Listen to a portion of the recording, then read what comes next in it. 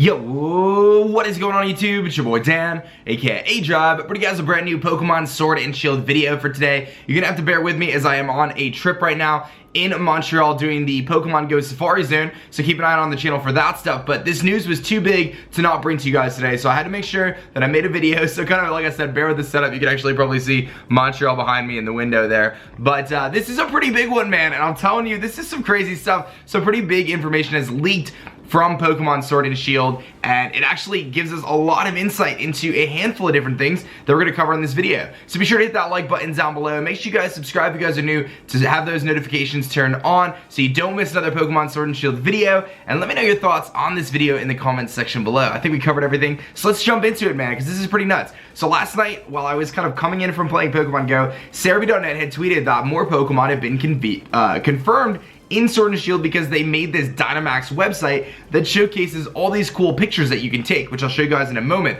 But people dug a little bit deeper and actually determined that we have some serious leaks that have taken place as a result of this. So as you can see from Sirfetch'd's Twitter here, you can see GhostLocke is actually shown in the real world. So you can actually like use this picture feature to put the Pokemon in Dynamax in the real world, which is kind of like almost like a Pokemon Go AR type feature type of deal. And I thought that was actually really neat that they decided to do that. So when we look at the Pokedex, there's been a handful of new Pokemon that have been revealed. And you can always look at Sirfetch'd's Pokedex page here to see which Pokemon are confirmed for the game. But the newest Pokemon are shown in a slightly different color. As you can see, Polteageist here is like a dark gray, and this Farfetch'd and Sirfetch'd is a more light gray. So you can always tell which Pokemon are the most recently added. I'll save you guys the time of actually like going through each one of these and let you know that GhostLocke and GhostLocke's line has been added. Sableye has also been added, and I was very happy to find out that Cutiefly and Ribombee were also added to the Pokedex. So we have a handful of new Pokemon that were introduced to the region in the Galar region through this new photo website.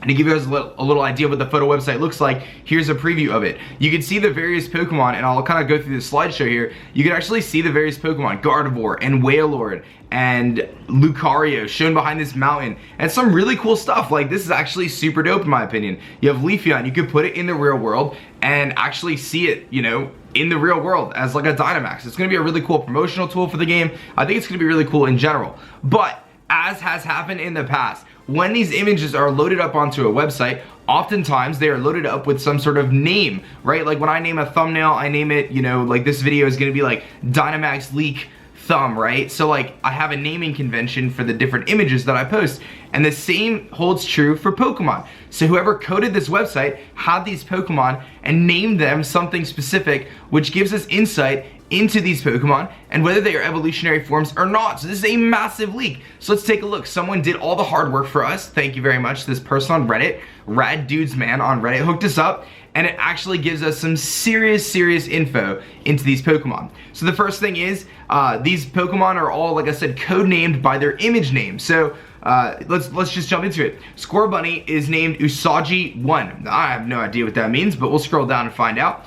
Sobble is named Chameleon1, which tells us that, okay, Sobble is the first stage of a Pokemon line, and it is going to be a chameleon. I think we could have guessed that, right? Nothing groundbreaking there. Grookey is Gorilla1.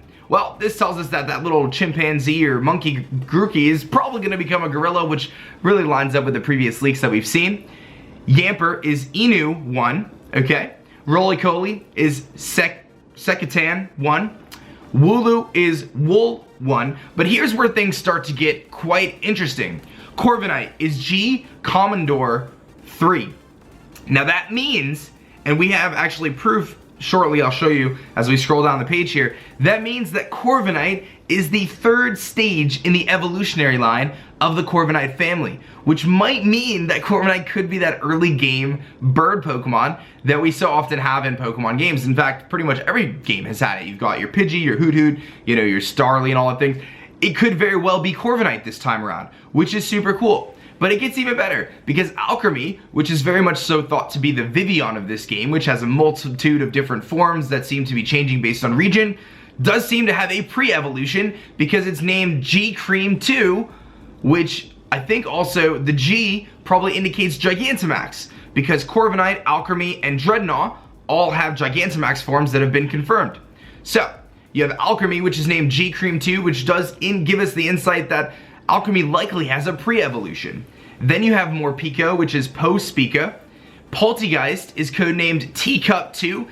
Again, this means that Polteageist most likely has a pre-evolution, which goes back to a previous post that said that it was going to be called Entity. If that's actually what it's called, man, that guy predicted stuff from who knows how long, or Game Freak straight up stole that dude's names. And then the last one is Drednaw, which again has a Gigantamax form, and its codename is GhostLocke2, which again tells us that Drednaw most likely has a pre-evolution, which was theorized up to this point, but still very cool information. In short, Grookey's gonna evolve into a gorilla, and the Litten line had the codenames Tiger1, Tiger2, and Tiger3 respectively. So now we can use that same naming convention again to decipher the fact that these Pokemon most likely have evolution lines. Corviknight is a 3-stage evolution line, Alcremie is a 2-stage evolution line, Polteageist is a 2-stage evolution line, and Drednaw is a 2-stage evolution line. Now before you freak out, just because there's a 1 after Wooloo, that doesn't mean Wooloo doesn't evolve. That just means Wooloo is the base form of that particular evolution line. And just like we see with Sobble, Grookey, and Scorbunny being the base forms of their particular evolution lines. So that's some pretty crazy stuff. And again, a lot of people discussing this on Reddit. People saying Corviknight is pre-evolutions. It might mean it has good stats. Sobble is focused on being chameleon. Maybe it's water ghost. And now that we know this, do you guys have any predictions on those typings for Sobble, Scorbunny, and Grookey?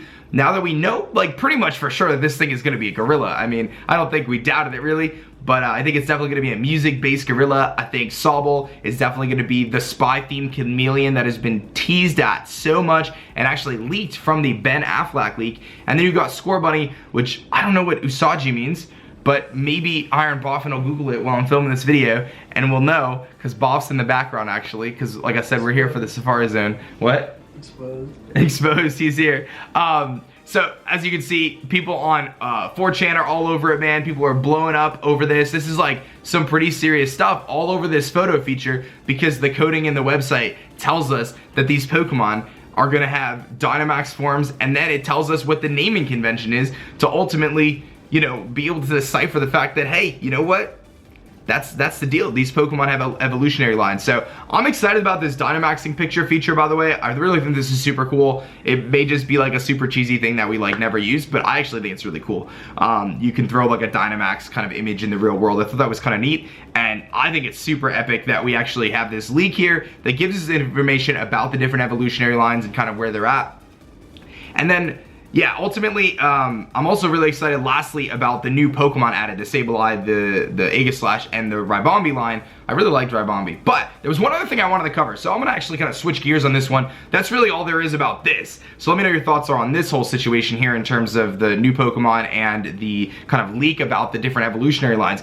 But there's been a lot of talk about this, and I just had to address it because I feel like so many people have been sending me this. So for those who don't know, when you dig way, way back to the Gold and Silver beta, which was I think the Space World demo, Farfetch'd had an evolution in that, and it was called Madame, or Madame, or I think it's Madame, which is, you can see it on the screen here, it was the evolution of Farfetch'd that never happened, right? And this is legit. This actually was in the game coding from the demo of Gold and Silver. I believe it was Gold and Silver. Either way, it was the Space World demo of Pokemon, and then there was a lot of things that never happened in that, but one of the things that did happen, well, that was in it, was the Farfetch'd evolution, and now we actually have a Farfetch'd evolution called Sirfetch'd. So there's a big speculation piece right now that there's going to be a split evolution of Farfetch'd called Madame, which is gonna go into the Shield version of the games. Now, I'll be honest with you, as much as this sounds kind of cool and it sounds like the stars might align for this to be the case, I don't necessarily believe it. While it's very feasible, I would imagine there's gonna be a different Pokemon that gets a different evolutionary line in the Galar region that is exclusive to the Shield game, as opposed to a split evolution line where Farfetch'd evolves into Sirfetch'd and then something else. That's just my kind of gut feeling on that. I really don't think Farfetch'd is gonna get a split evolution, but as you can see here, this post busts out the Sirknight and then the Madame and kind of, you know, breaks out the two and says that one's masculine for the sword version, one's feminine for the shield version. Very possible, but again, I don't necessarily think that is going to be the case, but time will tell. The leaks are coming. It's time. It is leak season, baby. We are just less than 2 months away from Pokemon Sword and Shield. I am super duper hyped up. Be sure to hit that like button down below if you enjoyed this video. Subscribe if you guys are new. And thank you so much for watching this video. I hope you guys enjoyed it. Pardon the kind of messed up setup here in Montreal, but I'll be back home soon and we'll have plenty of awesome Pokemon Go footage on the channel over the next few days. That's gonna be it from me, guys. My name is Dan. I also go by aDrive, and I'll catch you guys on the next one. Peace.